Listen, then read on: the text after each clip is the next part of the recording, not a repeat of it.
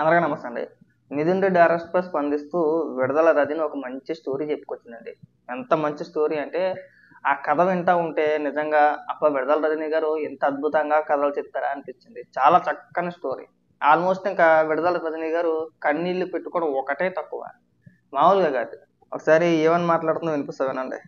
ఈరోజు మా YSR Congress party MP Lok Sabha floor leader Mithun Reddy గారిని అక్రమంగా అరెస్ట్ చేశారు. ఇది అక్రమ కేసు, ఇది అక్రమ అరెస్ట్. ఈ అరెస్ట్ ని నేను తీవ్రంగా ఖండిస్తున్నాను. వైఎస్ఆర్ కాంగ్రెస్ పార్టీ తీవ్రంగా ఖండిస్తోంది. ఎటువంటి ఆధారాలు లేకుండా బిల్డప్ నరేటివ్స్ తో, కుక్డ్ స్టోరీస్ తో వాటన్నిటిని బేస్ చేసుకొని ఈ అక్రమ కేసుని మిథున్ రెడ్డి గారి మీద కట్టి మరి ఈ రోజున అరెస్ట్ చేశారు. అధికారాన్ని ఉపయోగించి కొంతమంది గవర్నమెంట్ ఆఫీసర్స్ మీద, గవర్నమెంట్ ఎంప్లాయీస్ మీద, ఇంకా కొంతమంది మీద అధికారాన్ని ప్రయోగించి వాళ్ళని భయపెట్టి, బెదిరించి, తిట్టి, అవసరమైతే కొట్టి, ఆశ చూపించి మనం చేసినట్టు కాదు అక్కడ. గతంలో నీ మీద ఎవడన్నా పోస్టులు ఎత్తే అరెస్ట్ చేయించి స్టేషన్కి తీసుకెళ్ళకుండా మనకు ఒక గోడ లాంటిది ఉంది కదా, అక్కడ తీసుకెళ్ళి కొట్టించేసేది. అందరూ అలా చేస్తారని చెప్పేసి అనుకుంటుంది. విడుదల రజని గారు, మీకైనా బుర్ర ఉందా? వాళ్ళు ఇచ్చిన స్టేట్మెంట్లు విన్నావా, చూసావా, చదివావా? అసలు హైకోర్టుకి వెళ్ళాడు కదా మిథున్ రెడ్డి, సుప్రీంకోర్టుకి వెళ్ళాడు కదా, బెయిల్ ఇచ్చారా? ముందస్తు బెయిల్ ఇవ్వలేదు కదా. ఇక్కడికి వచ్చి అన్యాయంగా అరెస్ట్ చేశారు, అక్రమంగా అరెస్ట్ చేశారు. అసలు లిక్కర్లో ఎలాంటి స్కాము జరగలేదు. ఇంకెక్కడి నుంచి రుద్దేస్తారు చూడండి. ఇంకొక 2 నిమిషాలు మాట్లాడుతుంది. ఆ 2 నిమిషాల్లో స్కామే లేదు, స్కామే జరగలేదు. అబ్బచ్చా, రాష్ట్ర ప్రజలకు తెలియదా జరిగిందో జరగలేదో అని చెప్పేసి? తెలియదా అండి? అసలు చూడలేదా? మందు అలవాటు ఉన్న ప్రతి ఒక్కరికి తెలుసు.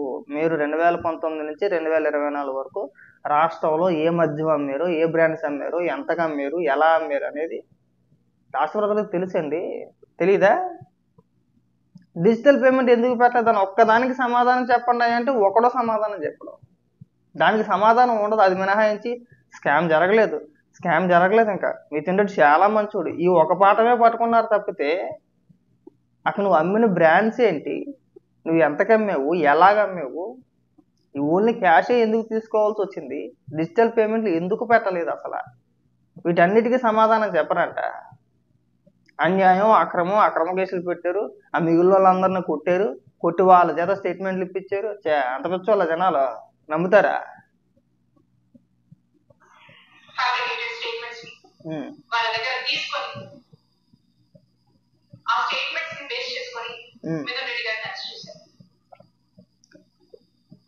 దీని లిక్కర్ స్కామ్ అని పేరు పెట్టి senior retired IAS Dhananjaya Reddy గారిని, ఓఎస్సీ కృష్ణమోహన్ రెడ్డి గారిని, చెవిరెడ్డి భాస్కర్ రెడ్డి గారిని, ఇప్పుడు మిథున్ రెడ్డి గారిని అరెస్ట్ చేశారు. మా జగనన్న హయాంలో ఎటువంటి లిక్కర్ స్కామ్ జరగలేదు. నువ్వే చెప్పాలి. ఇదే కాదు, ఏ స్కామ్ జరగలేదు. మీరు ఎలా చెప్తున్నారండి ఏ స్కామ్ జరగలేదు అని చెప్పేసి? అక్కడ ఆధారాలు కనబడుతున్నాయి కదా. సిట్ అధికారులు క్లియర్గా చెప్తున్నారు. మీరు ఏదన్నా సరే, మీరు కోర్టుకు వెళ్ళినప్పుడు, మిథున్ రెడ్డి కోర్టుకు వెళ్ళినప్పుడు వాళ్ళు కూడా చూస్తారు కదండి. సుప్రీంకోర్టు కూడా కేసు విచారణ ఏంటి, ఏ దశలో ఉంది, అసలు జరిగింది ఏంటి, ఇవన్నీ కూడా చూస్తారు కదా. ప్రభుత్వ వాదనలో వింటారు, అలాగే మిథున్ రెడ్డి వాదనలో, అంటే మిథున్ రెడ్డి తరఫున వాదించే లాయర్ల వాదనలు కూడా వింటారు కదా. అక్కడ ఆల్రెడీ అరెస్ట్ అయిన వ్యక్తులు, అంటే మిథున్ రెడ్డి కంటే ముందు అరెస్ట్ అయిన వ్యక్తులు ఇచ్చిన స్టేట్మెంట్ ఆధారంగానే రాజకేశ్ రెడ్డి ఆస్తులు కూడా జప్తు చేశారు కదా. ఒక ఇంచుమించు 62,000 కోట్లు ఎంతో ఆల్రెడీ జప్తు చేశారు. ఆస్తులు జప్తు జరిగినాయి. ఇక్కడికి వచ్చి ఏమీ జరగలేదు. అసలు మీకు మీ హయాంలో లిక్కర్ ఎలాగమ్మారో తెలుసా అమ్మ? మీకు అసలు క్లారిటీ ఏమైనా ఉందా, ఐడియా ఉందా? ఇంకా లాస్ట్ ఎన్నికల కోడ్ వచ్చే 1 నెల ముందు డిజిటల్ పేమెంట్లు పెట్టారు. అప్పుడు 1 నెల ముందు ఎన్నికల కోడ్ వచ్చాక ముందే, అప్పుడు దాకా ఓన్లీ క్యాష్ అయితే తీసుకున్నారు. ఇంకా చాలా స్టోరీ చెప్పిపోతుంది. ఇంకా కన్నీళ్ళు ఒకటే తప్పుకండి. మిథున్ రెడ్డి అరెస్ట్ అయ్యాడు కాబట్టి కన్నీళ్ళు పెట్టుకున్న విడుదల రజని అని పెట్టాలేమో టైటిల్. నాకు అలాగే అనిపిస్తుంది. ప్రజల్లో లిక్కర్ కన్సంప్షన్ ని తగ్గించి గతంలో కన్నా ప్రభుత్వ ఆదాయాన్ని నిలబెడుతూ ప్రభుత్వ ఆదాయాన్ని పెంచి ఈ రెండింటిని బ్యాలెన్స్ చేస్తూ కావాల్సినటువంటి మెజర్స్ తీసుకొచ్చినటువంటి పాలసీయే జగనన్న హయాంలో ఉన్నటువంటి లిక్కర్ పాలసీ.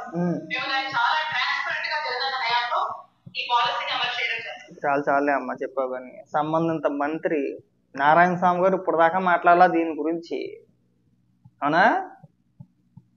ఆయన మాట్లాడట మిగిలిన వాళ్ళందరూ వచ్చి జగనన్న మద్యం పాలసీని ఇలాగా సమానం చేసాడు చెప్పడానికైనా మనకి కనీసం సిగ్గు అనేది ఉండాలి. తిన్నారు, బ్రహ్మాండంగా తిన్నారు. ఇక్కడికి వచ్చి నీతులు చెప్తున్నారు, ఎలాంటి అవినీతి జరగలేదు, మీరు చెప్తే జనాలు వినాలి, జనాలు వద్దు అని ఇంకా జరగలేదు అని చెప్పేసాను.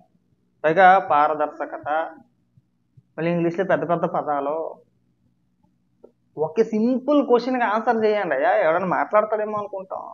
అబ్బే జనాలు చూడలేదా మీరు ఎంతగా మరి ఏంటి అనేది?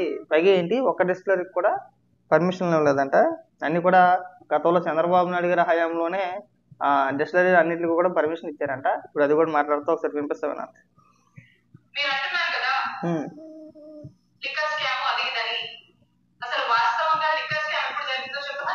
చెప్పు.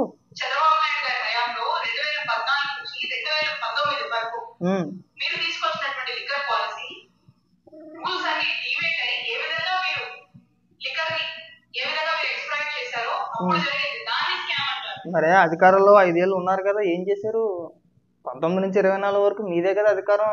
జగన్మోహన్ రెడ్డి కదా ముఖ్యమంత్రి. చేతకాలేదా? ప్రజల ముందు నిరూపించడానికి చేతకాలేదా? అసలు మనీ ట్రైలింగే జరగకుండా మనీ తినేసారనో, మనీ లాండరింగ్ అనో, ఇంకోటనో ఆ స్కిల్ డెవలప్మెంట్ అని చెప్పేసి స్కిల్ స్కామ్ అని చెప్పేసి ఒక కేసు పెట్టి ఎందుకు వేసారు? మీరు ఏం తెలిసారు అందులోని? అబ్బే లిక్కర్ స్కామ్ అప్పుడు జరిగిందంట. 5 ఏళ్ళు గాడిదలు పొడితో మీరా. లిక్కర్ స్కామ్ అప్పుడు జరిగితే 5 ఏళ్ళు మనం ఏం చేసాం? ఎందుకు చెప్పలేదు? ఎందుకు మాట్లాడలేదు? అప్పుడు మాట్లాడితే 14 నుంచి 19 వరకు లిక్కర్ స్కామ్ జరిగిందంట. మరి జరిగితే మీరు 5 ఏళ్ళు అధికారంలో ఉన్నారు కదా, 19 నుంచి 24 వరకు మీరే కదా, ఎందుకు అరెస్ట్ చేయలేదు? సంబంధిత అధికారులు కావచ్చు, లేదంటే ఆ స్కామ్ చేసిన వ్యక్తుల్ని మీరు ఎందుకు పట్టుకోలేదు? అబ్బే అది మనకు చేత కాదు.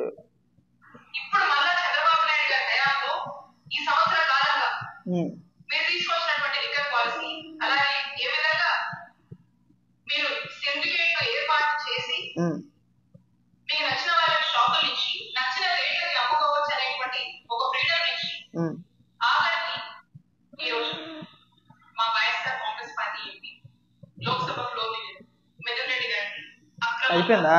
మళ్ళీ పట్టుకొని చూస్తుందా? మరి సపరేట్గా కనీసం ప్రాపర్గా కంప్లీట్ చేయలేదే. స్క్రిప్ట్ అక్కడ దాకానే వచ్చిందా మనకి?